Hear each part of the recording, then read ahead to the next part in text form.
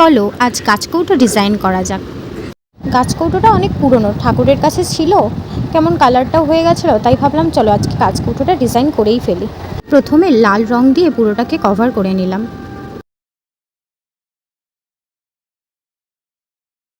এরপর এর ওপরে সাদা রং দিয়ে ডিজাইন করলাম।